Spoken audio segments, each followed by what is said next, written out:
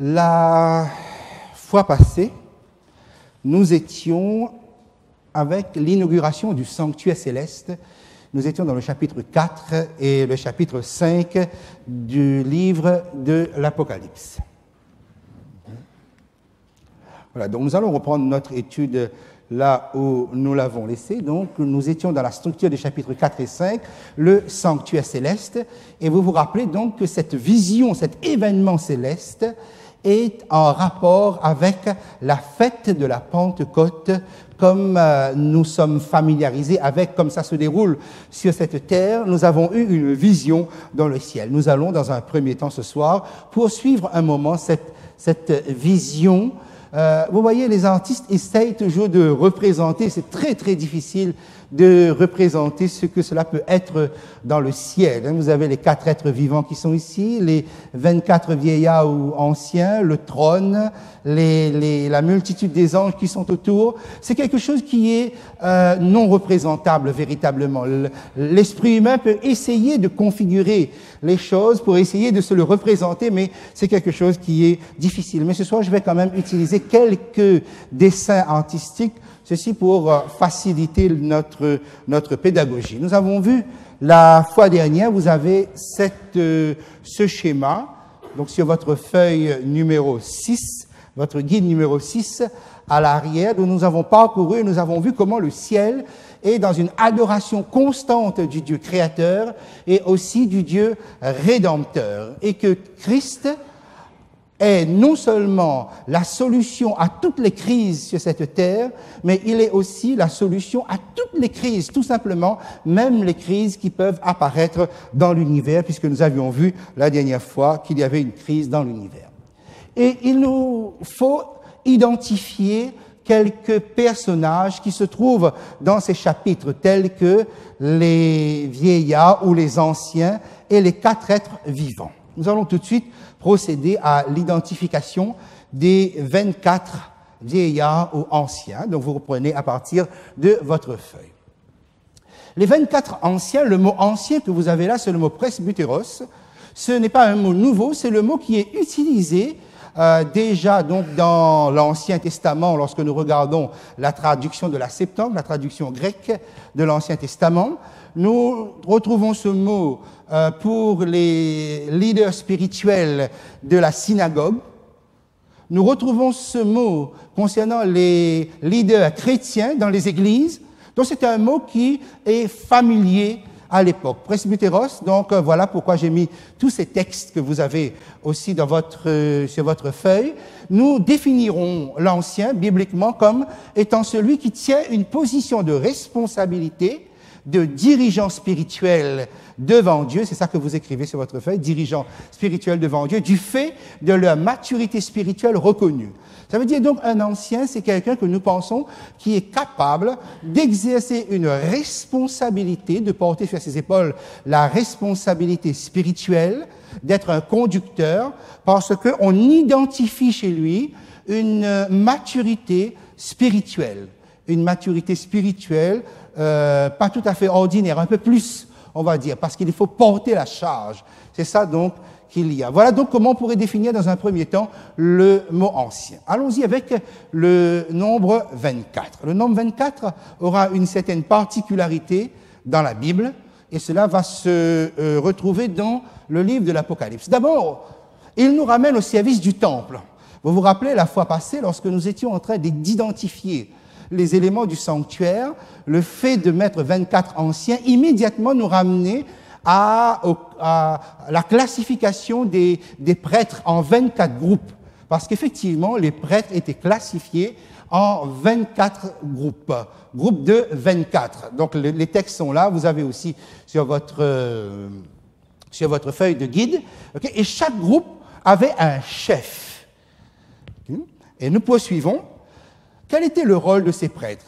Ils étaient et ils devaient assister le souverain sacrificateur dans le sanctuaire terrestre, dans le temple, et concernant, lorsque nous transposons dans le ciel, dans le sanctuaire céleste. Lorsque nous parlons donc des 24 anciens ou vieillards, nous parlons donc de personnes qui ont été choisies du fait d'une certaine expérience spirituelle, et ils sont placés là comme des prêtres, et ils assistent le souverain sacrificateur.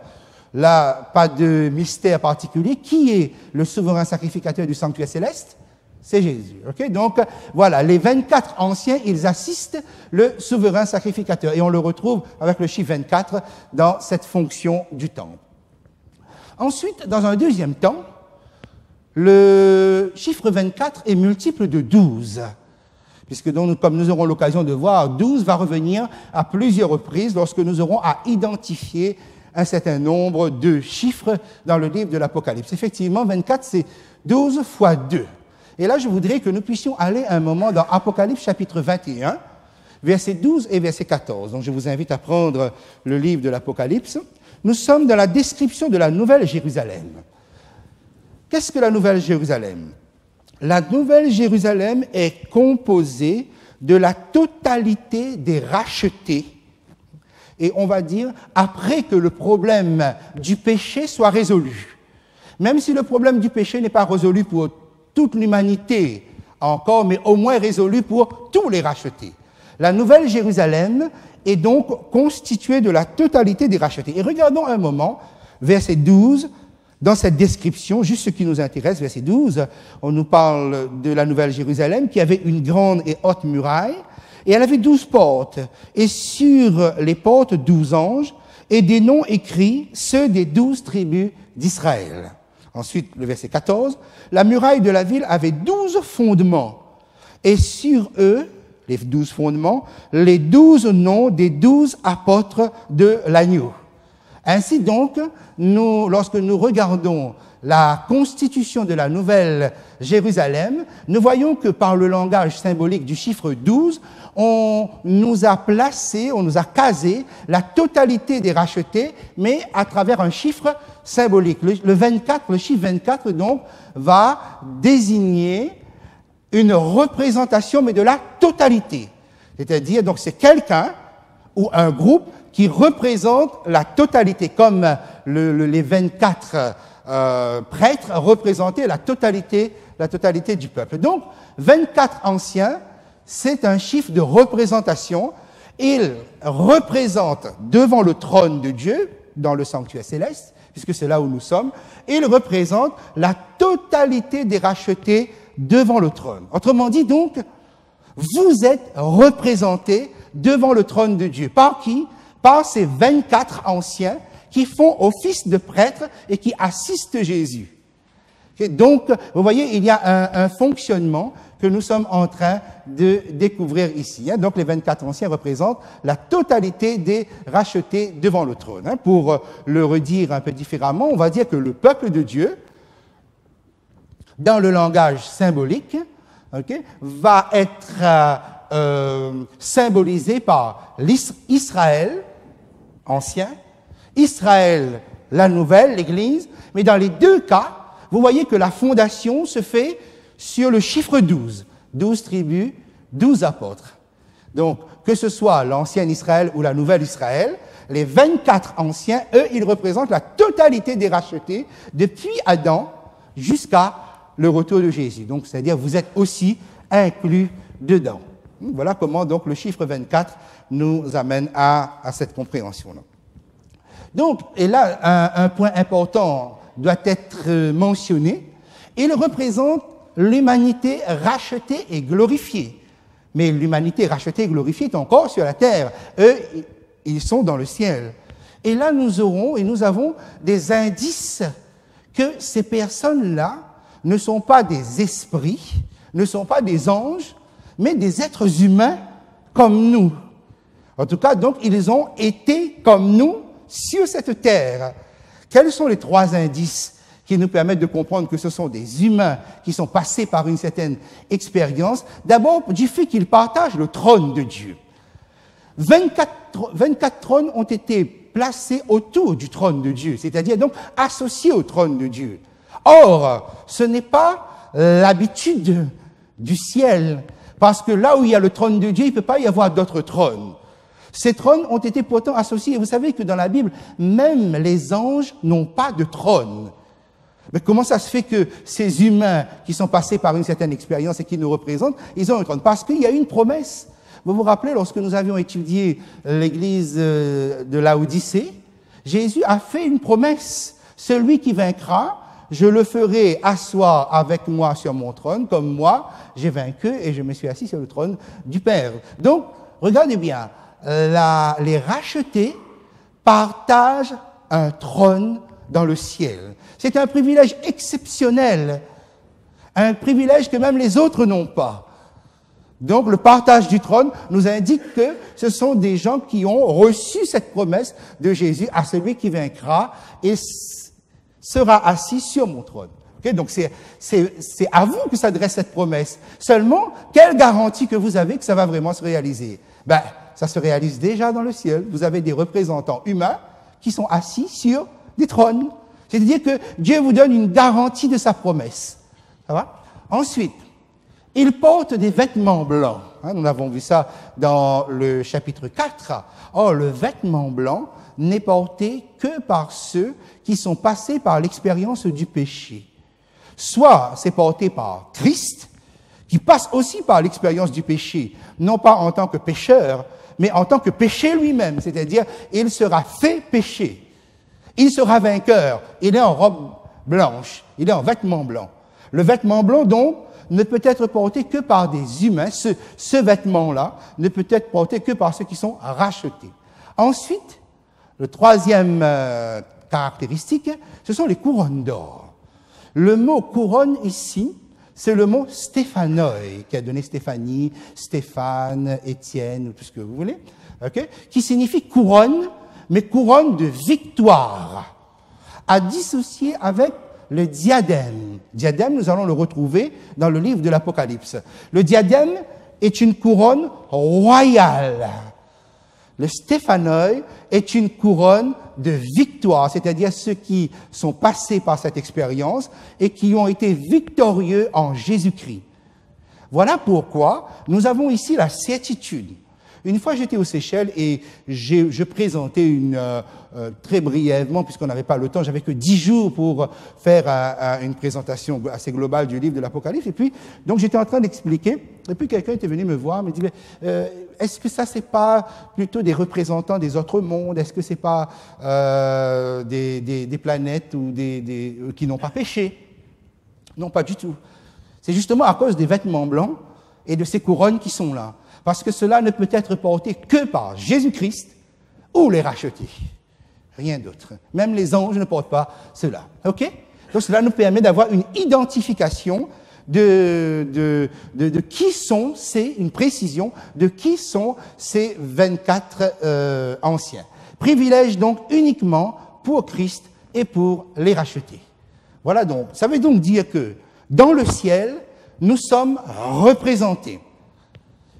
Qui sont ces personnes? Nous avons eu l'occasion, effectivement, nous avions parlé de ces personnes qui sont ressuscitées lorsque Jésus est mort. Vous vous rappelez, ils ne sont pas ressuscités lorsque Jésus est ressuscité. Ils sont ressuscités lorsque Jésus est mort. Ils sont restés dans le tombeau, ils ont attendu que Jésus sorte, et là, ensuite, ils sont sortis. Mais il n'y a pas que ces individus ressuscités. L'Ancien Testament nous parle de personnes comme Enoch, comme Élie, comme Moïse. Certains sont passés par la mort, comme Moïse, et d'autres sont passés par une transformation immédiate, okay, et ils ont atteint la perfection, pas par eux-mêmes, mais parce qu'on les a transformés. C'est-à-dire, ils sont passés à un autre stade, à un autre niveau de vécu. Mais ils ont bien expérimenté la situation de cette terre. Et ils sont là, dans le ciel. Et quelle est leur fonction dans le sanctuaire céleste? Ce sont les premiers-nés de tous les rachetés. Autrement dit, dans le ciel, Jésus a emmené avec lui, Dieu a un groupe qu'il considère comme étant les premiers-nés de tous les rachetés qui viendront après. C'est comme des prémices. Rappelez-vous, nous sommes à la fête de la Pentecôte, et la fête de la Pentecôte est une fête des prémices. Rappelez-vous, sur la terre, à la Pentecôte, le sacrificateur présentait la gerbe des prémices qu'il tournoyait, qu'il montrait à tout le monde. Et c'est ça, la Pentecôte dans le ciel. En fait, ces personnes sont présentées comme étant authentiques, ayant eu une expérience authentique, ayant une maturité spirituelle, etc. Vous comprenez cela? Donc dans le ciel, nous sommes représentés doublement. Nous sommes représentés, par Jésus-Christ, celui qui a été sans péché, et dans lequel notre vie est cachée. Notre vie est cachée en Christ avec Dieu.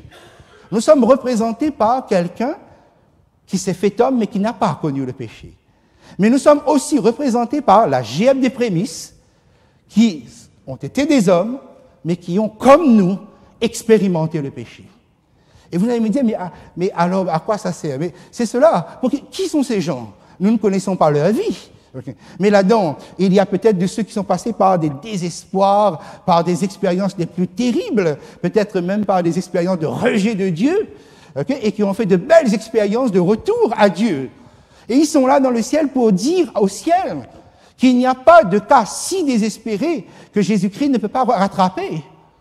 Parce que quand mon cas, moi, est désespéré, le ciel pourrait dire, mais est-ce qu'on peut faire encore quelque chose avec celui-là? Mais dans le ciel, il y a déjà des individus qui sont là et qui peuvent témoigner de ce que c'est que vivre sur cette terre dans l'expérience du péché. Vous comprenez? Donc, nous sommes vraiment bien, et les choses sont bien faites avec le Seigneur. Nous avons une double représentation dans le ciel. Jésus qui nous représente, mais aussi ces 24 anciens qui nous représentent. Voilà. Ça va, donc voilà un petit peu comment nous pouvons présenter cet aspect. Nous allons maintenant passer, qu'on appelle aux 4 êtres vivants, qui sont des anges à cause des ailes qu'ils ont sur eux. Nous avons une catégorie d'anges, mais qui va être orientée différemment dans le fonctionnement céleste. Alors, ce sont en fait 4 ministères de Christ à travers les anges, puisque Jésus travaille à travers nous, il œuvre à travers nous sur cette terre, mais aussi à travers les anges. Les anges ont un ministère, ce sont des esprits maintenant, ce ne sont pas des êtres humains, ils n'ont pas un corps comme nous avons, un fonctionnement biologique comme nous avons, ce sont des esprits avec des capacités autres que ce que nous avons. Et Jésus va exercer son ministère, et son ministère est dispatché en 4 sections, et nous le voyons à travers les anges qui sont ici. Donc on avait lu le texte la dernière fois. Alors le premier, peut-être on peut le reprendre au chapitre 4. Chapitre 4, le verset 7. Le premier être vivant est semblable à un lion. Et nous avons déjà l'orientation de ce que le lion représente dans la parole de Dieu. C'est le fils de David, ce qui va nous mener à la royauté. Quand on parle du lion, on va parler donc de la royauté de David. Puisque cela, quand on parle de lion, de la tribu de Juda, par exemple, c'est toujours rattaché à la royauté de David. Le deuxième être vivant est semblable à un veau ou un bœuf. Ici, c'est Christ qui est représenté non plus dans sa royauté, comme pour le lion, mais dans son aspect sacrifice. Mais sacrifice après une œuvre, après un travail, puisque le veau ou le bœuf, non seulement était un animal qu'on sacrifiait, mais était un animal extrêmement utile pour sa capacité, sa force de travail. Et Christ va symboliser tout cela. Au bout de ça, Christ donc sera sacrifié. D'accord? Le troisième être vivant a la face d'un homme. L'homme, c'est Jésus-Christ en tant que chef de l'Église, chef de son peuple, que ce soit l'ancien Israël ou l'Israël actuel. Effectivement, lorsque vous regardez, rappelez-vous la vision inaugurale, lorsque Jésus marche au milieu des 7 chandeliers d'or, vous vous rappelez de cela? Comment Jean l'a décrit? Comme un fils d'homme. Et regardez Apocalypse 14, lorsque Jésus revient, on retrouve la même description. Pourquoi? Parce que Apocalypse 14, quand on va vous parler du retour de Jésus, on va vous parler du retour de Jésus dans cet aspect de leader, c'est-à-dire celui qui a conduit son peuple, c'est celui-là qui revient. Donc le fils d'homme, c'est le leader, c'est le chef de l'Église, c'est Christ homme.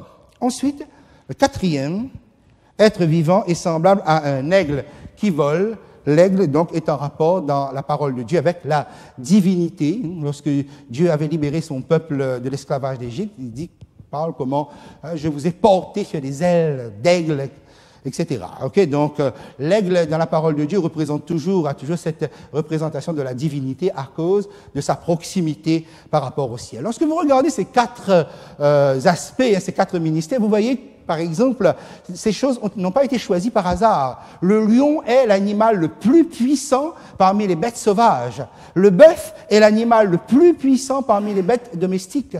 L'homme est la créature la plus puissante dans la création, placée au-dessus, pour dominer. Et l'aigle est l'oiseau le plus puissant au-dessus parmi les oiseaux. Et vous voyez comment donc les symbolismes de Christ ont été choisis non pas par hasard, mais bien par leur aspect dépassant les autres créatures. Ensuite, et là ça devient, c'est juste, je l'ai rajouté pour que vous voyez bien la cohérence de l'ensemble, c'est que les évangiles sont justement le reflet de ces quatre aspects de Jésus-Christ à travers les anges. Parce qu'effectivement, pourquoi avons-nous 4 évangiles? Et c'est vrai, le chiffre 4, c'est le chiffre de l'humanité, c'est le chiffre de la terre. Et Christ est présenté dans 4 évangiles parce qu'il nous faut 4 facettes de Jésus-Christ. Mais regardez bien ces évangiles lorsque vous les lisez de près. Matthieu vous présente Jésus roi. Le roi des Juifs, d'ailleurs, toute la généalogie du chapitre 1er va dans ce sens. Marc vous présente Jésus comme le serviteur souffrant.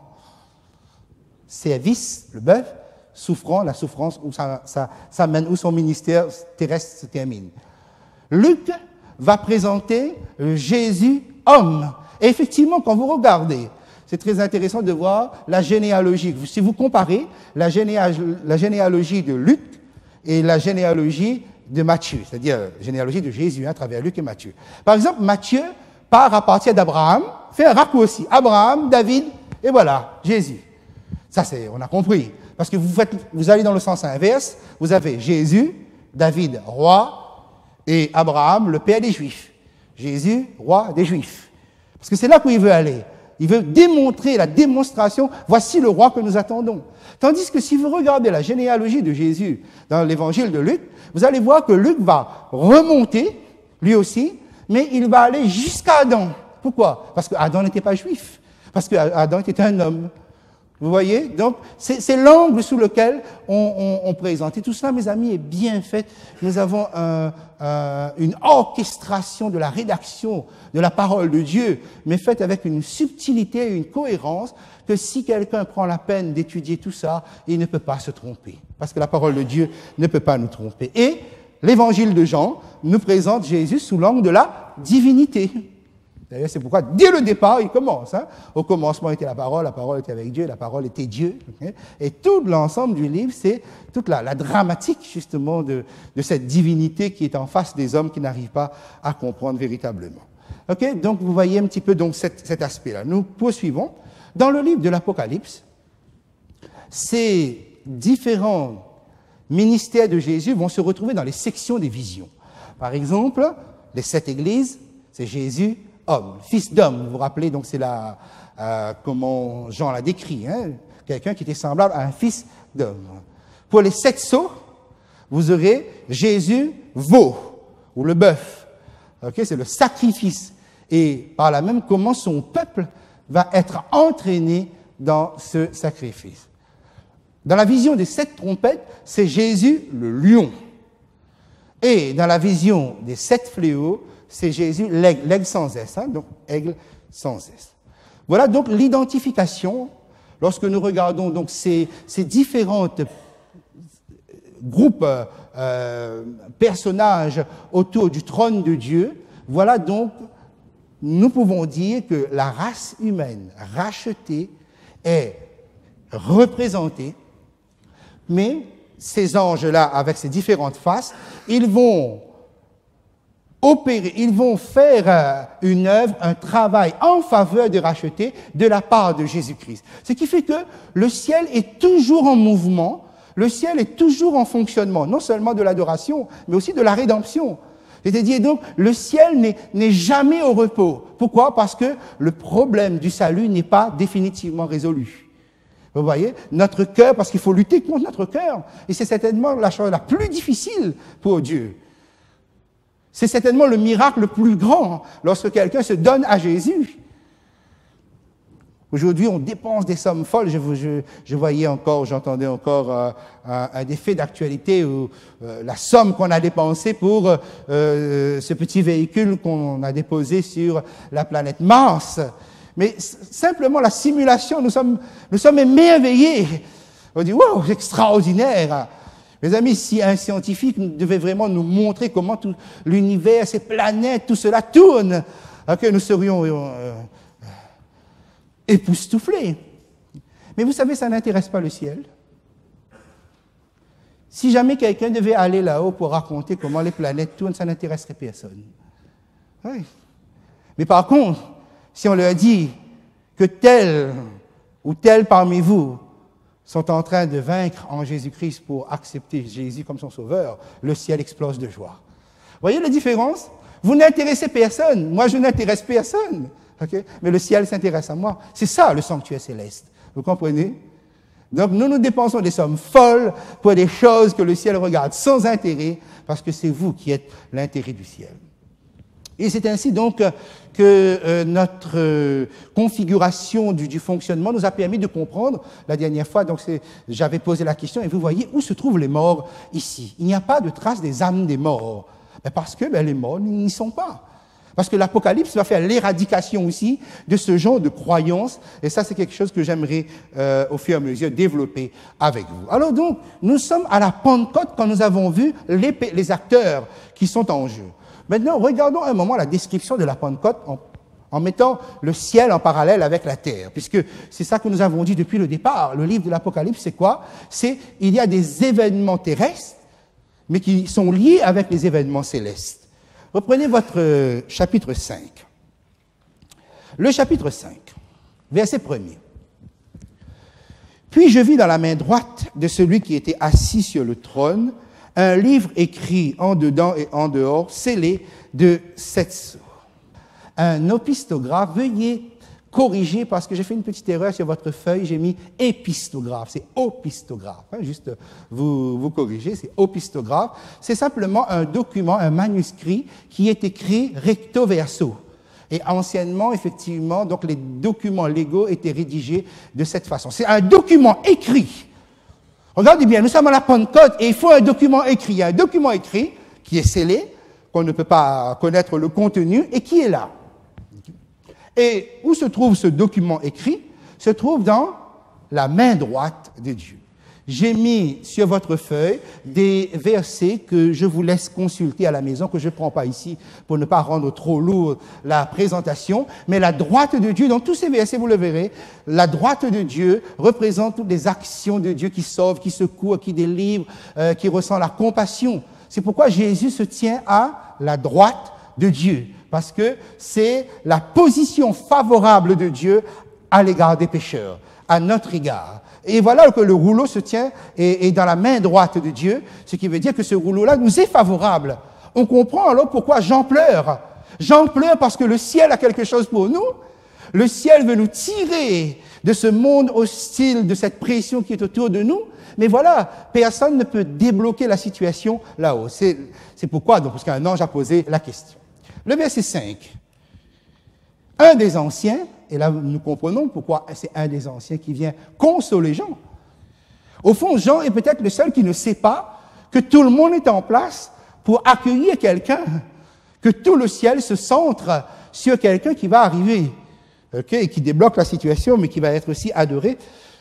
Et verset 5, l'un des vieillards me dit, ne pleure point, voici le lion de la tribu de Juda, le rejeton de David a vaincu pour ouvrir le livre et ses 7 sceaux. Lorsque la Bible parle du lion de la tribu de Juda ou du rejeton ou de germe de David, c'est pour faire référence à cette promesse de Dieu directement à David. C'est que il y aura une restauration, un rétablissement de la royauté de David. Un rétablissement de la dynastie de David sur le trône et le règne sera éternel. Voilà ce que Dieu a dit à David. Donc, lorsque nous voyons que cela est mentionné ici, c'est pour parler de la royauté de David. S'il dit royauté de David, ça veut dire que nous allons assister en fait à une intronisation. Mais on parle d'un lion, mais qu'est-ce que Jean lui-même voit? Chapitre 5, verset 6, j'ai vu un agneau qui était là comme immolé, il avait 7 cornes et 7 yeux, qui sont les 7 esprits de Dieu envoyés par toute la terre. Nous sommes à la Pentecôte. Regardez bien, les 7 esprits signifient la plénitude de l'esprit. C'est-à-dire, c'est tout le Saint-Esprit, toute la puissance du Saint-Esprit est envoyée sur la terre. À ce moment-là, grâce à l'agneau, le Saint-Esprit descend sur la terre. Chapitre 5, le verset 7 maintenant. C'est le verset qui nous intéresse le plus. Il vint et il prit le livre ou le rouleau de la main droite de celui qui était assis sur le trône. Vous voyez ce geste-là où on vient et on prend un rouleau dans la main de celui qui est sur le trône. C'est un geste qui était connu dans l'Ancien Testament parce que c'était la gestuelle de l'intronisation d'un nouveau roi. C'est-à-dire que chaque fois qu'un nouveau roi était intronisé, il devait venir prendre un document écrit dans la main de quelqu'un. Et ce document servait d'alliance, d'engagement ou de contrat de ce que ce roi-là devait faire, de ce à quoi il s'engageait à faire. Les textes qui sont là, c'est sur votre feuille, à la maison, prenez un temps, pour les consulter. Et n'hésitez pas à faire comme certains le font, donc s'il y a un petit souci, que vous ne comprenez pas, un petit point, vous m'envoyez un mail, vous me téléphonez, et ça se passe très bien. Donc n'hésitez pas à le faire s'il y a quelque chose. Mais voilà, j'ai mis ici des textes qui indiquent combien, lorsque quelqu'un devait être roi, il devait conclure une alliance, et l'alliance était publique. Et là, il devait avoir avec lui, il devait avoir une copie du rouleau de l'alliance qu'il devait lire tous les jours. Il y avait une prescription du Seigneur qui était... Donc l'agneau, il vient prendre le rouleau dans la main de celui qui est sur le trône. Vous avez ici l'intronisation. L'intronisation, selon quelle dynastie? Selon la promesse que Dieu a faite, la dynastie de David. C'est-à-dire ce règne éternel commence là à la Pentecôte. D'accord? Et c'est là que nous avons les titres que Jésus va recevoir, les titres royaux. On va très rapidement prendre ces deux textes, Apocalypse chapitre 17 et le verset 14. Alors, vous faites à chaque fois attention aux mots, puisque au fur et à mesure, vous voyez combien je suis précis sur certaines notions. Regardez bien, nous sommes tout à la fin. Ils combattront l'agneau, c'est l'agneau qui est venu prendre le rouleau, et qui est intronisé roi de la dynastie de David, qui est donc rétabli à la Pentecôte, pas sur la terre comme les Juifs l'attendaient, mais dans le ciel. Ils combattront contre l'agneau, et l'agneau les vaincra, parce qu'il est, le Seigneur des seigneurs et le roi des rois. À quel moment Jésus a reçu ces titres? C'est là, dans cette intronisation. Allons-y, chapitre 19, et le verset 16. Ça, c'est Jésus qui revient. Il avait sur son vêtement et sur sa cuisse un nom écrit « Roi des rois et Seigneur des seigneurs ». OK?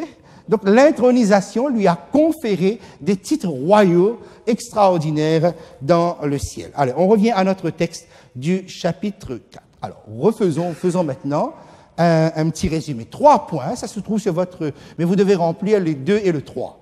3 points. Résumons-nous. Regardez bien ça. Nous sommes dans le ciel. Depuis la semaine dernière, nous sondons l'atmosphère du ciel. Nous essayons de nous imprimer de cette atmosphère céleste. Attention.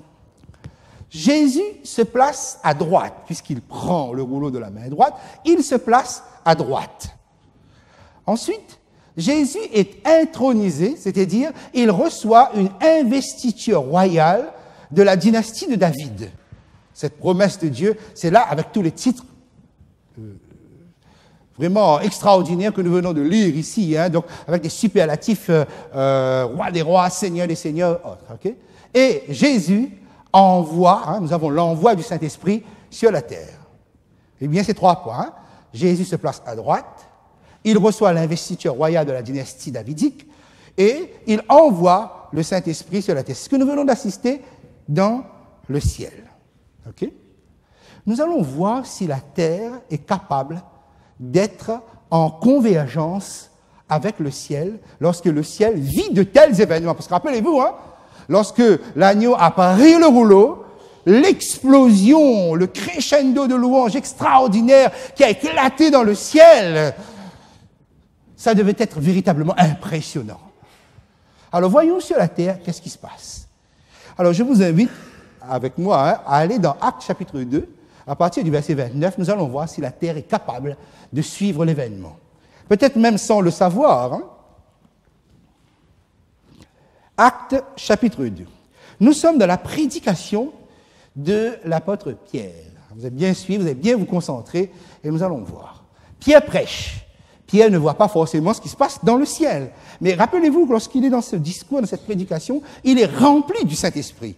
Je prends à partir du verset 29, je ne prends pas toute sa prédication, je vous laisse le lire aussi à la maison. Verset 29. Hommes frères, il parle rempli du Saint-Esprit, qu'il me soit permis de vous dire librement au sujet du patriarche, lequel? David. Qu'il est mort, qu'il a été enseveli, et que son sépulcre existe encore aujourd'hui parmi nous. Autrement dit, il est mort, il est enseveli, et c'est clair que David n'est pas dans le ciel, ou n'est pas où qui que ce soit, ou son âme quelque part. Hein. Non, son sépulcre, c'est pour bien dire que, voilà, c'est là. Il attend lui aussi la résurrection. Mais c'est là qu'on en arrive, verset 30.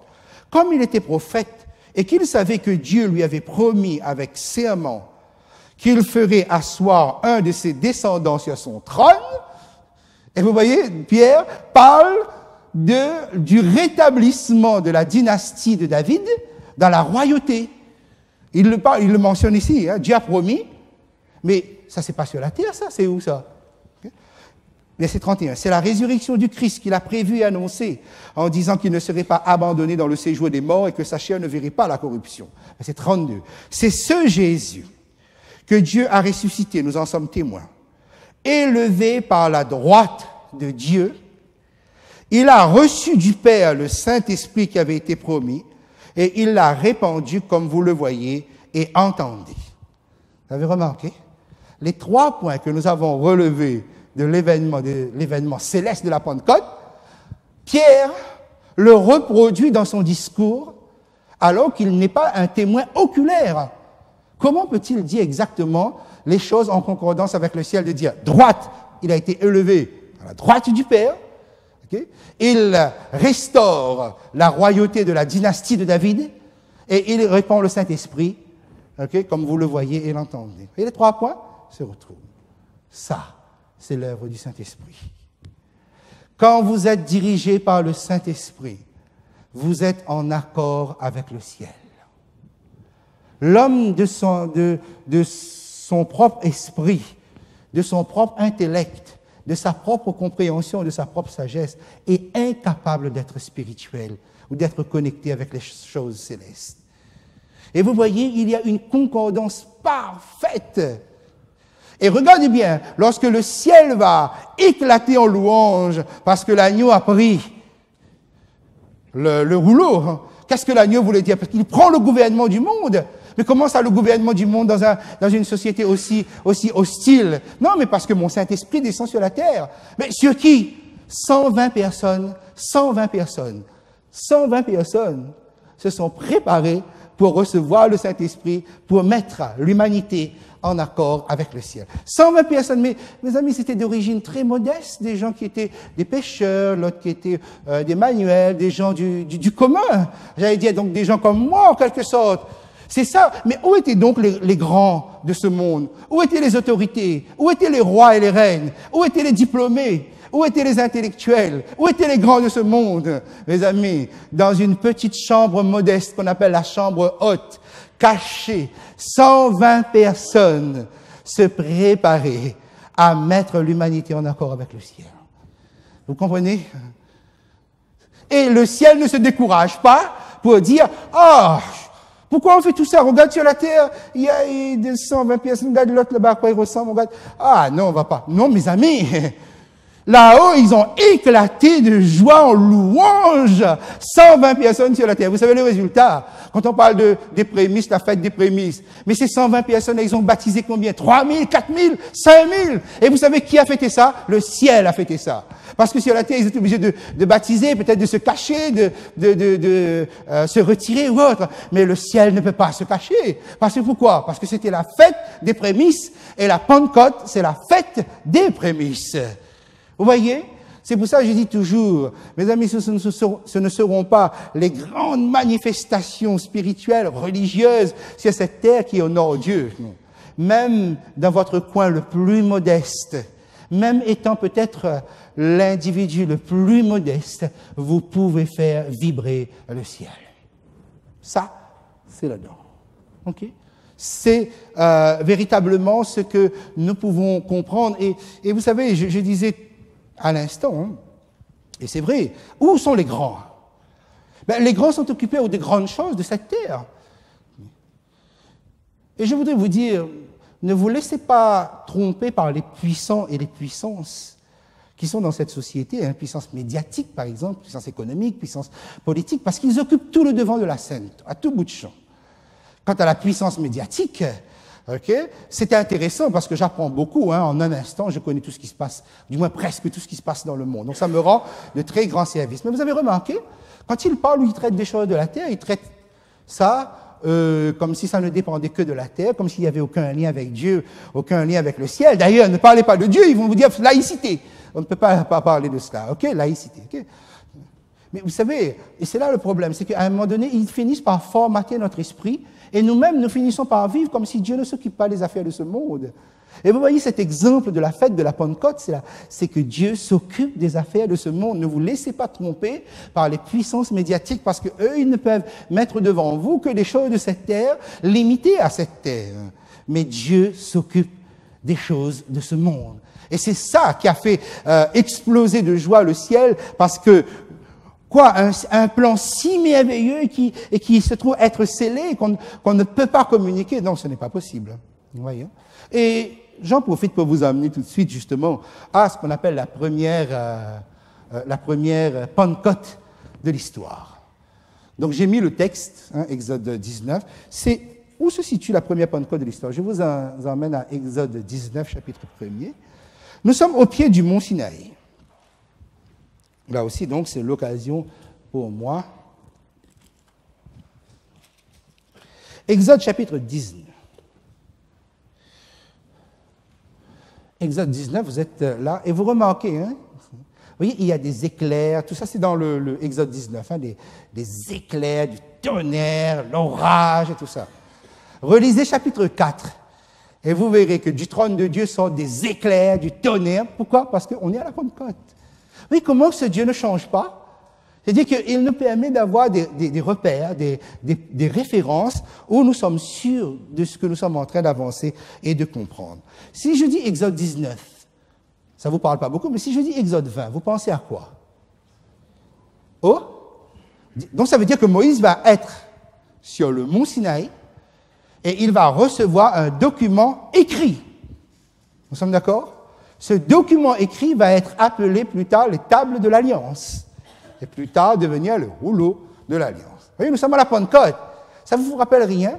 Quelqu'un qui vient et qui va prendre un document écrit, qui va être appelé table de l'Alliance, qui va amener, hein, avec les éclairs. Mes amis, vous voyez comment nous avons des liens. Et nous avons un autre lien encore plus fort, chapitre 19, verset 1er. Le 3e mois après leur sortie du pays d'Égypte, les enfants d'Israël arrivèrent ce jour-là au désert du Sinaï. Donc, ils vont être au pied de la montagne du Sinaï. Le 3e mois après leur sortie d'Égypte. Ça va? Ça vous parle là? 3e mois. C'est quoi le 3e mois après? Alors, quelle était la fête qui était avant? À la sortie d'Égypte, quelle fête a été instituée par Dieu? La fête de la Pâque. Nous sommes le 14 Nissan, donc le mois de Nissan. 3 mois après, mais quelle fête vous avez? 3 mois après. La fête de la Pentecôte. Donc nous sommes ici à la fête de la Pentecôte. Mes amis, les 10 commandements ont été donnés à la fête de la Pentecôte. Vous voyez? Et vous retrouvez là tout le... Et là, ce qui nous intéresse, c'est ce que Dieu va dire. Regardez, verset 4. Vous avez vu ce que j'ai fait à l'Égypte et comment je vous ai porté sur des ailes d'aigle et amené vers moi. Okay?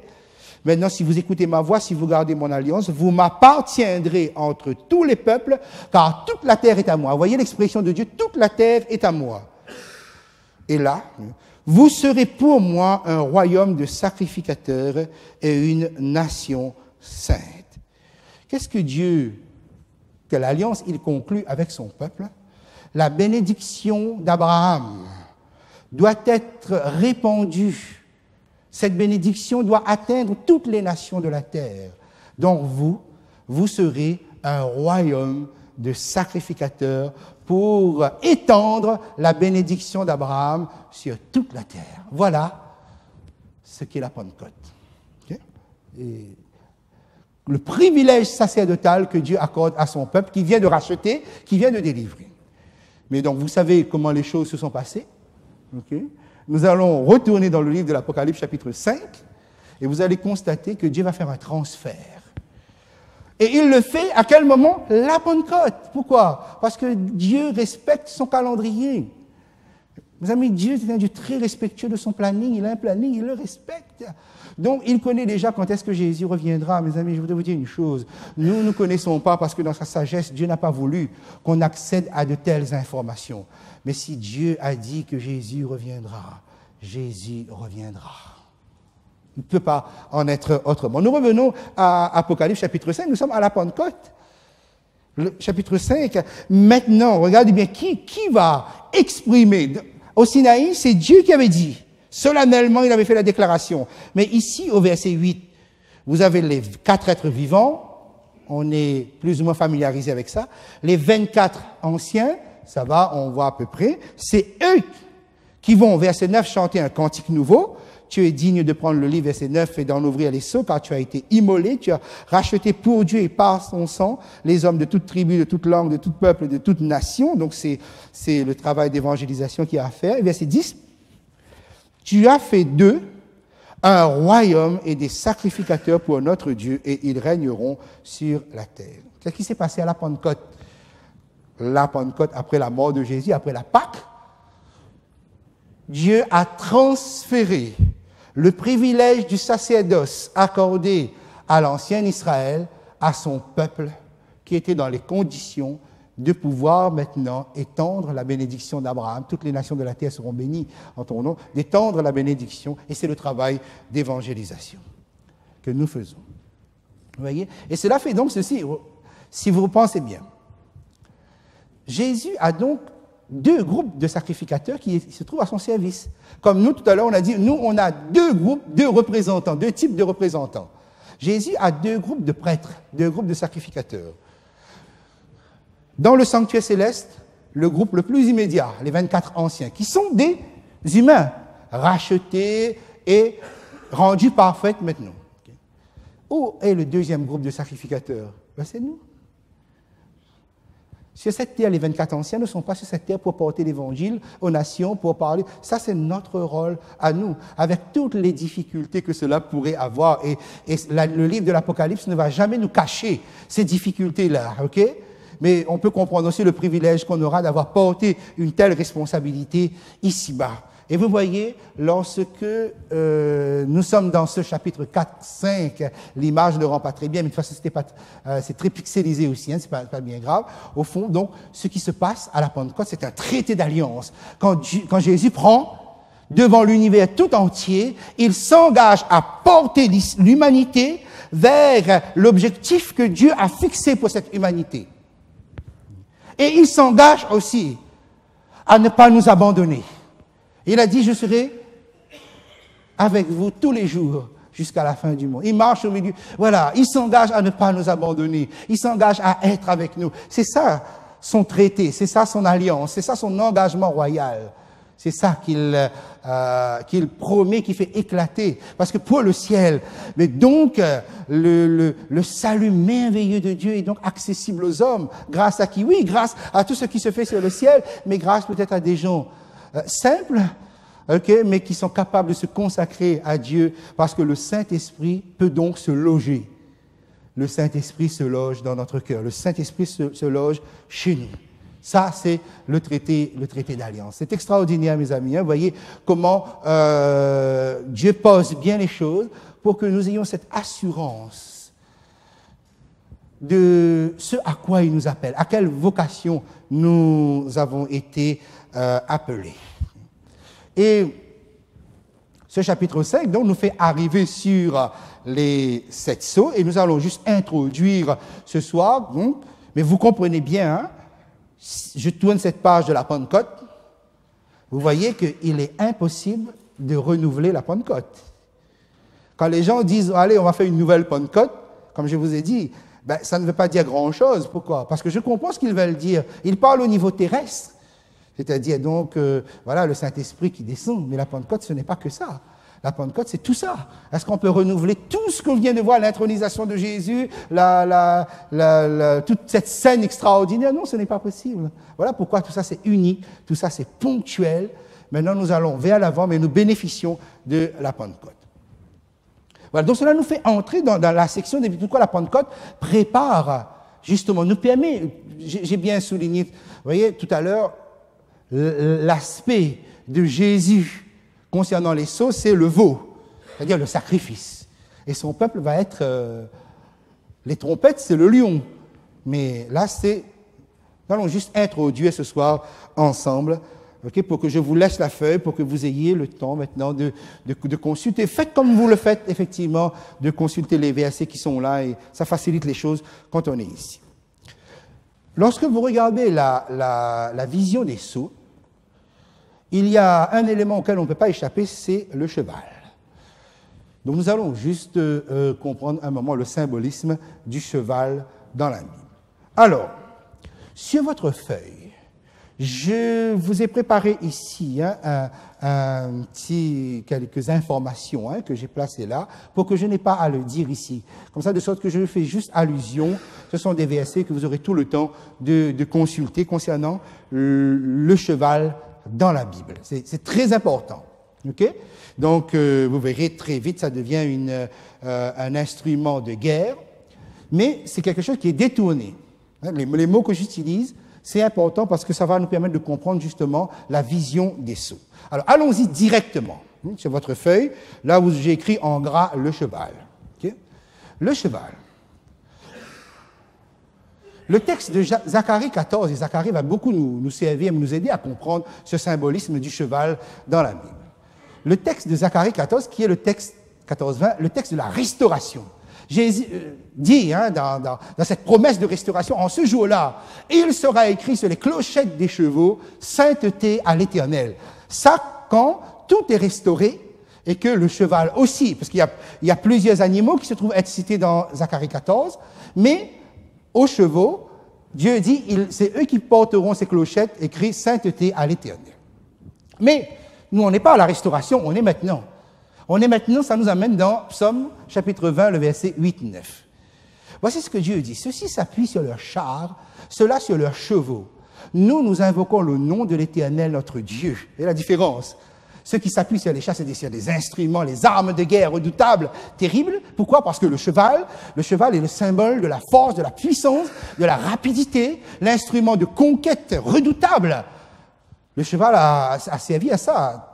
On gagnait. Donc, plus un roi avait un grand nombre de chevaux, et plus il était à même de pouvoir conquérir et de vaincre ses ennemis. Il y a quelque chose d'intéressant dans le texte de Deutéronome 17, et j'ai remis ce texte ici, dans ce paragraphe, c'est que Dieu demande au roi d'Israël de ne pas avoir un grand nombre de chevaux. Et vous comprenez la raison maintenant. Pourquoi? Parce que plus vous avez des armes, plus vous pouvez vous appuyer dessus. Or, regardez bien, sur quoi il faut s'appuyer? Nous invoquons le nom de l'Éternel. Eux, ils s'appuient sur leurs chevaux et leurs chars, instruments redoutables. Eux, ils plient, ils tombent. Pourtant, ils ont des armes. Pourtant, ils ont la force, ils ont la puissance de leur côté, mais ils tombent. Pourquoi? Nous, on reste debout. Simplement parce que nous invoquons le nom de l'Éternel. Nous tenons ferme et nous restons debout. Et cette image nous permet de comprendre par là même ce que Dieu a voulu faire comprendre à son peuple et faire comprendre à nous. À partir de ces deux textes, voilà ce que nous pouvons dire.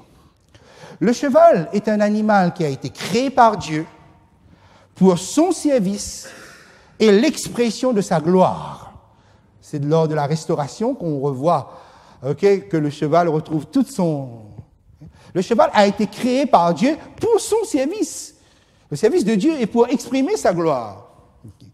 Mais voilà, les nations puissantes et orgueilleuses ont détourné l'usage du cheval de sa fonction originelle pour en faire une machine de guerre et de conquête pour la gloire de l'homme, qui ressort du psaume 20. Okay? Donc quelque chose a été créé par Dieu pour son service et pour sa gloire, mais l'homme va très vite détourner l'usage de cela pour l'exploiter pour sa gloire à lui, pour ses conquêtes à lui. Et tous les textes que j'ai mis dans le paragraphe, prenez le temps de le consulter. Donc, lorsque maintenant nous transférons le cheval comme symbole prophétique, puisque des livres prophétiques de l'Ancien Testament utilisent aussi le symbole du cheval, nous allons voir que le cheval est pratiquement toujours utilisé avec le chiffre 4. Tout à l'heure, je vous ai dit, le chiffre 4, c'est le chiffre de la terre. Et c'est ici que nous en avons un exemple particulier. Alors, Zacharie, chapitre 1er, verset 8, 17, chapitre 6, verset 1, 8, vous le lisez à la maison. Okay? Je vous présente juste le schéma. Chevaux et chars se trouvent être au service de Dieu. Mais attention, nous sommes dans un langage prophétique, symbolique donc. Okay? Chevaux et chars sont utilisés au service de Dieu et envoyés sur toute la terre lorsque vous regardez ces textes-là. C'est dans une vision que Zacharie voit, et il voit que ce sont des chevaux qui partent à partir de l'Éternel et qui sont envoyés sur toute la terre. Et vous comprenez pourquoi toute la terre? Et pourquoi ils sont au chiffre 4? Parce que 4, c'est le chiffre de la terre. Donc on les envoie parcourir, et même il demande, à un moment donné, il y a un cheval même qui demande à parcourir toute la terre, et l'ange l'envoie. Okay? Donc lisez ces textes, nous allons y revenir après. Okay? Mais toujours, attention, ce qui est vrai pour la création va être vrai pour la rédemption. Rappelez comment on fait toujours ce lien-là jusqu'à présent. C'est la méthode de Dieu pour nous faire comprendre sa parole. Les puissances terrestres, donc le pouvoir de cette terre, ils vont détourner l'usage du cheval qu'en fait Dieu, même symbolique, okay, l'instrument de Dieu. Ils vont détourner le cheval de sa fonction originelle pour en faire une machine de guerre et de conquête pour la gloire de l'homme. C'est-à-dire que ça ne change pas. Autrement dit, donc, regardez bien. Quand vous allez lire les Sceaux, et je vous invite donc à lire pour la semaine prochaine le chapitre 6 et 7, vous allez voir que le premier cheval est un cheval blanc, okay, qui part à la conquête, le royaume de Dieu. Mais très vite, ça va être détourné. D'autres puissances vont utiliser ça, non plus pour la gloire de Dieu, non plus pour l'extension, la propagation de l'Évangile, okay, mais pour leur gloire personnelle. Et mes amis, en disant ça, vous pensez, lorsque nous avons parcouru les églises, vous vous rappelez comment finalement le christianisme a été détourné de sa fonction originelle pour être utilisé à la gloire des hommes, pour être utilisé pour la puissance des hommes. Ça, quand nous avons parcouru de cette église, nous avons vu ça. Donc nous sommes ici à quelque chose avec lequel nous sommes familiers. Que les hommes aiment utiliser les armes les plus redoutables, les plus terribles, les plus puissantes, mais ça c'est la mentalité de toutes les nations jusqu'à présent. Okay? Mais voyez bien comment, même lorsque Dieu transpose sur le plan prophétique pour l'Évangile, même là, okay, il y a une exploitation et il y a un détournement. Vous avez déjà plus ou moins les rails avec lesquels nous allons avancer. Et pour terminer alors, je reste dans Zacharie. Vous avez vu, donc j'ai beaucoup utilisé Zacharie là pour finir. Hein? Zacharie 1, Zacharie 6, c'est les chevaux dans le symbole prophétique. Puis j'ai utilisé au tout début Zacharie 14, les chevaux dans la restauration. Hein, que la promesse de restaurer. Maintenant, nous sommes ici, Zacharie 9, verset 9, nous sommes dans une prophétie. Et vous comprenez maintenant comment les choses se posent. Nous sommes avec l'entrée triomphale de Jésus dans Jérusalem. Rappelez ce que nous avons dit et ce que Dieu dénonce. Nous sommes ici donc sur le plan purement terrestre. Jésus va entrer triomphalement comme roi dans Jérusalem sur quoi? Sur un cheval? Sur un âne. Et maintenant vous comprenez pourquoi Jésus est entré sur un âne. je le texte, verset 9, « Sois transporté d'allégresse, fille de Sion, pousse des cris de joie, fille de Jérusalem, voici ton roi vient à toi, il est juste et victorieux, il est humble, et monté sur un âne, le petit d'une ânesse. » C'est que, en fait, Jésus prend le contre-pied de tous les rois qui se vautrent sur les chevaux, qui montrent leur puissance sur les chevaux. Non, Jésus ne sera pas un roi terrestre, il sera un roi rempli d'humilité. Et pour cela, donc, on le met. Et il faut savoir que l'usage de l'âne, par exemple, prenez Abraham, regardez bien, Jésus entre triomphalement, et puis Jésus va aller à Golgotha, il va mourir sur la croix. Vous savez, lorsque Isaac va être conduit sur le mont Morija pour être sacrifié, il ne sera pas sacrifié, mais vous voyez comment il va porter le bois, l'autre tient l'instrument. Vous savez sur quelle monture Abraham a placé Isaac? Sur un âne. Lorsque David a demandé à tous ces grands prophètes, sacrificateurs, d'amener Salomon pour qu'il reçoive l'onction royale, vous savez sur quelle monture on a placé Salomon? Sur un âne. C'est vraiment désolant que Salomon n'ait pas retenu, parce que c'est lui qui est allé faire le trafic de chevaux en Égypte, qui a amené tous ces chevaux-là en... Dommage qu'il n'a pas gardé l'humilité de Jésus. Mais vous savez, on peut être très intelligent, on peut être très sage, mais qu'est-ce que ça vaut par rapport à Dieu lorsqu'on se détourne de cela? Et alors, regardez Jésus, il monte, il vient sur un âne, et bien souvent on ne fait pas attention à la deuxième partie du texte, c'est-à-dire le verset 10. Regardez ce que Dieu dit. Je détruirai les chars d'Éphraïm. Pourquoi? Parce qu'il y avait beaucoup de chars. Éphraïm, c'est Israël. Hein? Il y avait beaucoup de chars, beaucoup de chevaux. Et le chevaux de Jérusalem et les arbres de guerre seront anéantis. Il annoncera la paix aux nations. Il dominera d'une mer à l'autre depuis le fleuve jusqu'aux extrémités de la terre. Mais sur un âne. Okay? Et vous comprenez, et vous saisissez par là même l'allusion. Pourquoi, dans le premier saut, c'est un cheval blanc avec un cavalier dessus qui part pour vaincre, il part à la conquête. Il a je cherchais le nom, la pochette pour mettre la flèche. Il n'y a pas de flèche. Pourquoi? Parce qu'il est pacifique. Parce que l'arme de l'Évangile, mes amis, c'est une arme pacifique. Nous devons vaincre, mais sur un cheval blanc. Ça, c'est le royaume de Jésus-Christ. Ça, c'est le plan de Jésus-Christ. Donc, vous voyez comment tout cela, lorsqu'on les met ensemble, tous les textes finissent par retrouver tout leur sens dans la configuration de la parole de Dieu. Nous remercions le Seigneur pour tout ce qu'il nous permet de comprendre et comment nous sommes privilégiés véritablement de pouvoir progresser, avancer sur la route du ciel. Parce que, mes amis, chaque jour, il y a un sauveur qui nous tend les bras. Et ses bras sont grands. Ses bras sont véritablement grand ouvert. Puissiez-vous toujours et chaque jour faire cette belle expérience de sa parole et de cette intimité, de ce vécu avec un sauveur si accessible. Si accessible.